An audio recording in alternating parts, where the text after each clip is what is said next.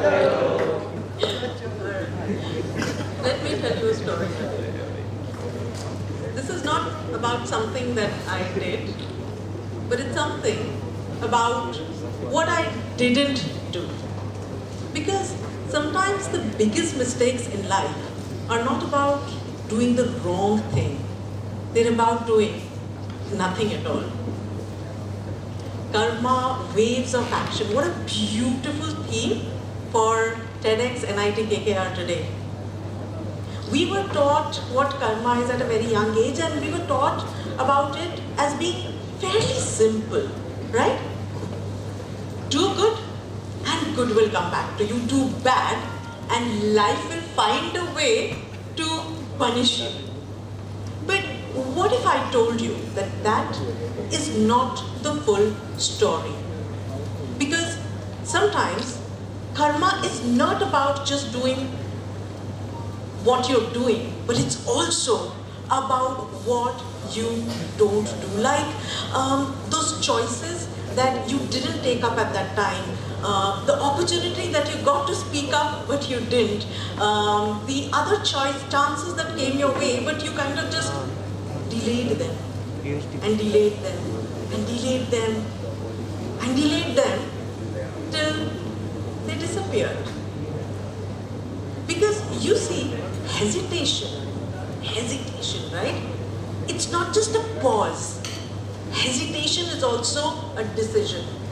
A decision to play small, a decision to stay at the back, a decision to not take up the space that was rightfully meant for you. I know this because I lived it. Yeah? I had what you would call a perfect career, a great career, fantabulous career, right?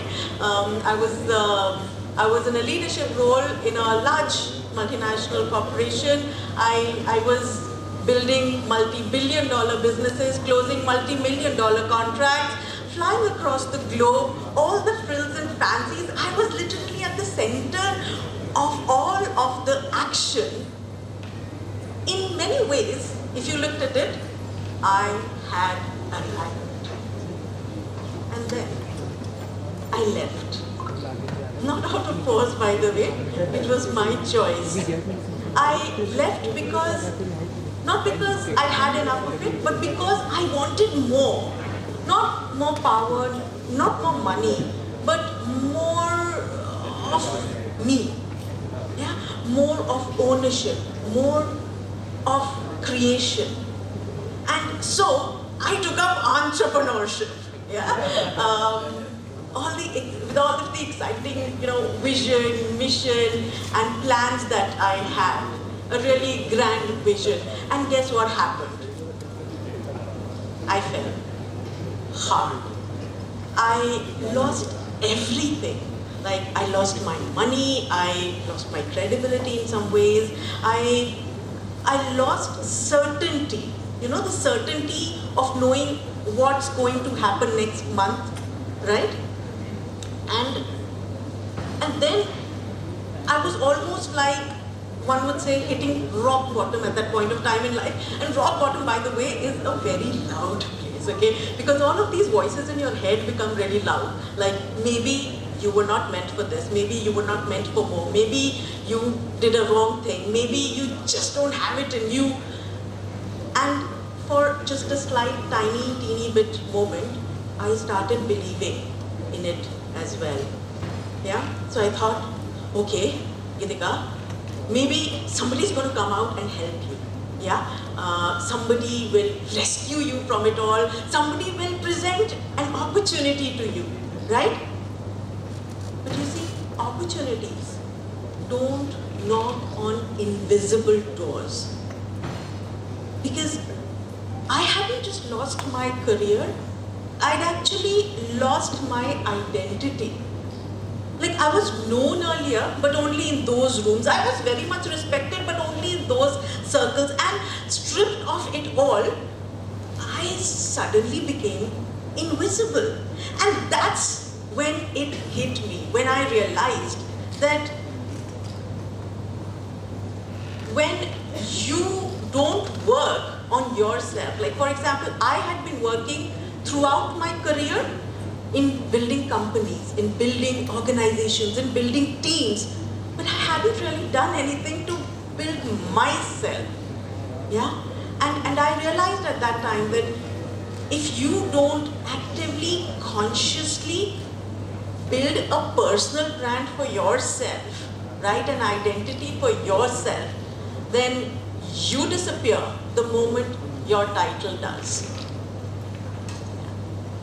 And at that time in life, when I hit rock bottom and all these voices were going on in my head and nobody was coming to my rescue, it was almost like life slapped me on my face and gave me two choices. Geetika, choice number 1, wait till it gets better. Sensible. Choice number 2, make it better. I took the second choice. It wasn't easy because again, I had no clue what to do. All I knew was that I wasn't going to let this inaction define me. And you know what inaction is, ladies and gentlemen. Inaction is when you actually let opportunities pass you by. Has this gone? No. Look at this jar of sweets out here. Yeah? Each of these sweets represents an opportunity. Okay? Just, by the way, think about that one thing that you wanted to do in life, but you didn't do. Can you think of that one thing? Yeah? Think of that one thing when you wanted to sign up for a new project, but you thought you were not good enough for it. Think of that one time when you wanted to speak up, even in class, just raise your hands, but you didn't have the guts for it. Think of that one time you wanted to maybe take up a new venture, incubate your idea, try your hand at new things, but you didn't. Yeah? Think of the time you wanted to write that book. And by the way, I've been asking a lot of people, and a lot of people have said, I want to write a book. Even yesterday, even this morning. And I said, when will you do it? When I have more experience. So here's to all you guys who answered that. Ladies and gentlemen, this is what inaction looks like. Yeah? So I had two choices and I took the second one. It wasn't easy and I had to literally look at things and do things which I had never done before because the ones that I knew and I had done hadn't actually worked out for me, right? So I started doing everything I hadn't done before and one of those things was writing. So I started writing and guess what? I wrote a book. And guess what? It became a #1 bestseller. And I was like, what? Me? A #1 bestseller? And if I can write a book, the most uncreative person on earth, I thought of myself as, if I can write a book, then anybody can. So I retraced my steps of how somebody like me, for heaven's sake, wrote a book and I created what is called as the step-by-step, 10-step bestseller method. And guess what? 10,000 more people learned that method and wrote books. 10,000 lives were actually impacted and those 10,000 people would go ahead and impact so many more lives with their words. Yeah? Well, so what happened? There are all these books. So I said to myself, now what to do for all of these books and all of these people? So I said, okay, let's publish them. So I set up a publishing house and that's actually how Bija House was born, right? By helping people who don't just have ready manuscripts, but helping people who have taken a decision, yeah, to not let inaction stop them, and just a decision that I want to write a book, and we help them to take them from a blank page all the way to a globally published author across 150 countries. Yeah. So now we had all of these published authors. Now what to do? Because they were opening doors and making waves. So we said, okay, so we'll help you craft your narratives, build your personal brand, and take you all across so that your messages can reach more people and you can create more impact. It's quite a funny thing. We created so many success stories out of my personal failure. Yeah, but that is all because I just took that 1 second choice in life, which was, I'll change things myself.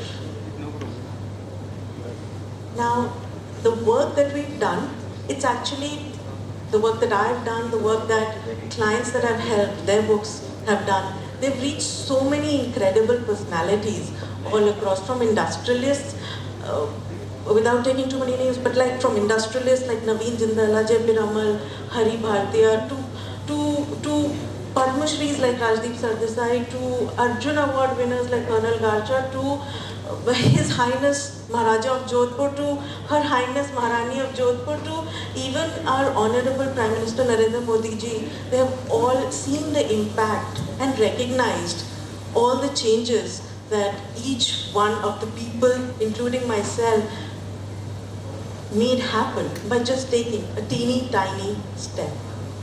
Yeah, waves of action, right?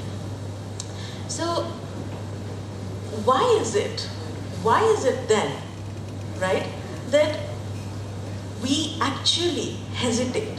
Why is it that we stop ourselves from taking that leap of faith, that one jump? Yeah, if we know that by taking an action, by doing something, by speaking up, by doing what we want to do and not keeping it inside ourselves, it can change our lives, and we still hesitate. Why is that? Well, that's because science has given an explanation for this, right? Science says that our brains are wired to keep us safe, not successful. I'll repeat that. Our brains are wired to keep us safe, not to make us successful. The brain doesn't care, right? The brain doesn't care about your ambitions. The brain doesn't care about your ambition, your dream, your passion, your talent, nothing at all. Yeah? All that the brain cares about is to keep you in familiar territory, right? And visibility. When you're doing something, when you're taking a step, when you're taking action and the spotlight is on you, right, like at me right now, right? When you become visible, now that is extremely unfamiliar territory. And so what does the brain do? The brain says, not yet, okay? Maybe later, yeah? That later, ladies and gentlemen, never comes. We've seen that a lot in life. That later never ever comes, yeah? If I ask any of you right now, yeah, if I say,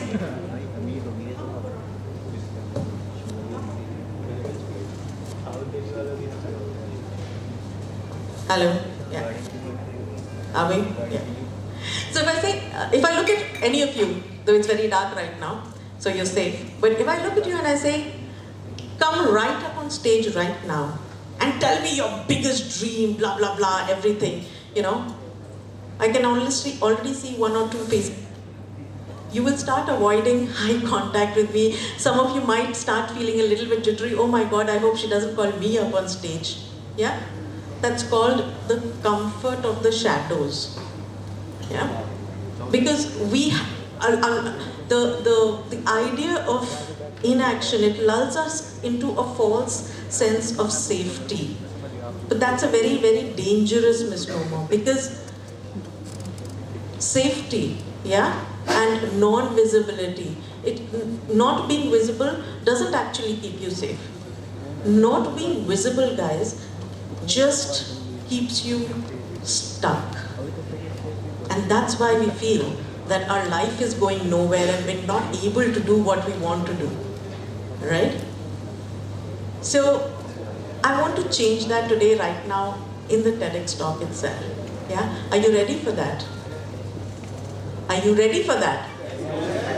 Fantastic, fantastic. Let me ask you a simple question first, yeah, before I get on to the major part. Let me ask you, what happens if you don't pay your bills? Yeah?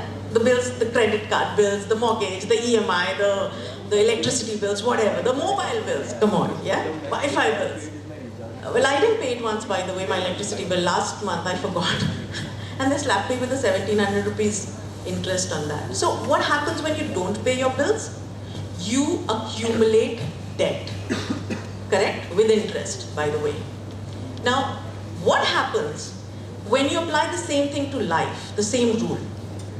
What happens when you don't take action on the things that you want to do? Yeah? You get debt, you accumulate debt, you accumulate what I call as karma debt, right? Karma was about doing stuff, but when you don't do the stuff and you don't take action, you accumulate a debt with karma, right? Because you've not done all of the things that you wanted to do. This is your karma debt, right? Yeah, and this keeps stacking up more and more and more as you don't do things, right? So, we all keep telling ourselves these same lies through life. I'll do this tomorrow. I'll do it later. Maybe I'll do something about it. But it never happens. We never come to the point where we actually, take action, right? Because neuroscience also explains this, by the way. Neuroscience says that the brain processes potential loss twice as much than potential gain. That means the pain that we feel on losing something is far deeper than if we don't get something, right? Yeah? So what happens is by the way, raise your hands in the crowd if any of you have ever heard of that saying on your deathbed that when you're on your deathbed, you start thinking of the things that you've not done, you have regrets. Any of you raise your hands if you've heard that on your deathbed? Yeah? Exactly. That is called loss aversion, guys. Yeah? So this is what neuroscience also tells us, that the regret that we have from not doing something is far, far greater than the regret that we have of making mistakes. Yeah? That means the things that we do and they don't work out, yeah? Like it happened maybe with my life at some point, it happens with everybody. Slowly over a period of time, we forget about it, it becomes okay, it doesn't pain us too much. But the things that we didn't do, oh my God, we'll never forget them. I made that sacrifice, I didn't do that, or whatever that reason might be. Even 40 years later, you'll remember, I didn't do that, oh my God, what if? That, right? This what if is what we need. From what if to what next, yeah? And start making a move, yeah? So how do we do that?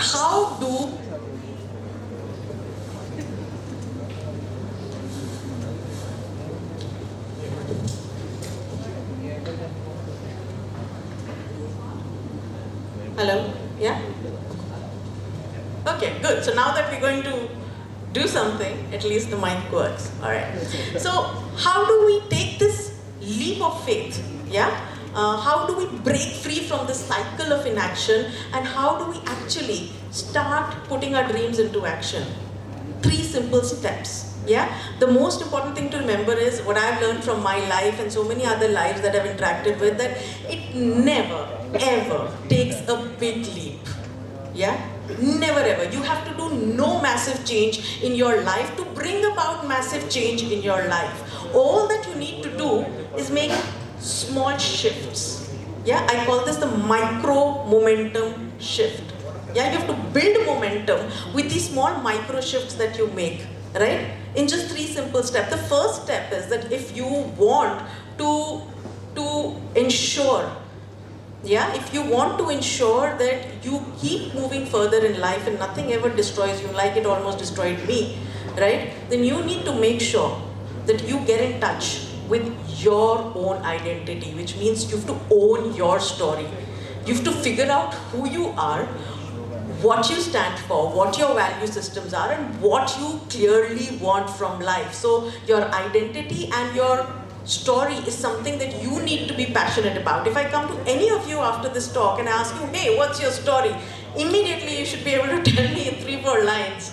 Geetika, blah, blah, blah, blah. That's your story, guys. And that story is actually what makes you unique, right? So that you're never ever replaceable in this world, no matter what adversity hits you. Yeah? Step number 2. Step number 2 is positioning. You've got to position yourself, right? When you know your story, you have to position yourself the way that you want the world to perceive you. Right? Now, I don't need the world to know everything about Geetika Saigal, but there are certain aspects which I want them to know about. And that's called positioning. Right? I know this term which you would have heard so many times used and abused, personal brand, right? Personal brand, leave aside all the frilly definitions you see everywhere on the internet. Ultimately, what is a personal brand? Personal brand is just something that is you, that is so authentically you, that it has the good, the bad, the ugly, but it is about who you are and what you have to offer to this world. And that has to be something unique, right? And that has to be something which is linked to your story, your life, so that it can never ever be taken by anyone ever again, right? That's what building a personal brand is. And I realized in life that if you don't have a personal brand, like I said, the moment the title goes, so goes your identity, so goes you. Yeah, if that is right English. Okay, so coming back, what is step number 3? You've owned your story, you've positioned yourself. Now what? Step number 3 is very simple, but not at all easy. It's repeating step number 2 again and again and again and again. Because nothing ever happens overnight, guys. If you want your life to shift, to change, if you want the trajectory to change, then you've got to build in repeatability into your actions, right? So you've got to keep waking up and doing the same things again and again. If you want to be known as a writer, then you've got to wake up every day and write. Yeah? If you want to be a speaker, you have to look out for opportunities every day, whether they're paid, unpaid, whatever they are. But you have to speak up. You have to speak up every day in your life, right? If you're like a painter, like one of our speakers earlier, he goes wherever and he sits and paints despite of his day job, right? Because that is what makes him the creative soul that he was, that we experienced in one of the earlier talks, right? That is called a personal brand, by the way, right? So step number 3 is just about building that repeatability again and again into your system until the world starts to recognize who you are, right? And then nothing that you ever do will ever make you replaceable, will ever make you forgettable, right? So you have 2 choices today. Yeah, you have 2 choices. Like I was given once 2 choices in life. Today, you have 2 choices. One is, of course, start making waves. Yeah, and the other choice is drown in somebody else's waves. I hope you will take the latter. I hope that you will start to reconnect with yourself, no matter what your day job, no matter what your job, no matter what you're doing from 9 to 5, but build your own story, build your own positioning, and start utilizing that every day of your life. Because in the uncertain world that we are living in today, that is the one and only thing that will stay by your side. Yeah? So if any part of this TED talk actually hit home, then I invite you to do that one thing and tell me that one thing which you're going to do right now, today itself, just a micro change that you're going to do today itself, today being Sunday, not Monday, today on Sunday itself, whether it's sharing that one poem that you wrote with somebody, whether it's signing up for a skill that you've been thinking of for a long time, whether it's speaking to somebody, whether it's asking somebody out on a date, that's also fine, but do it. Take that step, take that action, because it's only when you put yourself out there that your life can change. Thank you so much.